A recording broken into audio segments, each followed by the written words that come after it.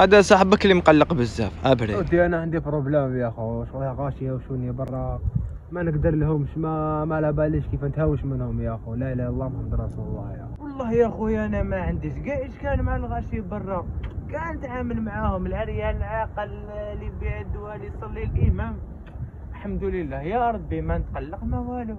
كيف انت ايه عفساك ديروها لك ما تتقلق ما والو، هذه ما تخش في الراس كاع يا والله عادي يا صاحبي.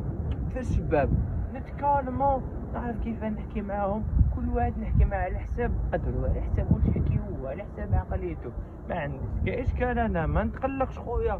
لا صح يا خو ما تقلق ما والو. مسقت عليا حب زعما حبني نتقلق، ما نتقلقش عادي انا، ولا غير عادي ماشي كاع بروبليم. لا صرات بيناتنا نورمال خويا انت ولا غير خويا تقلقت غير شويه، انا ما كان خويا. هاي نديك للسبيطار بالموتو خويا. يا خويا هيا اسمح لي خويا، هاي نروح ديما للسبيطار خويا.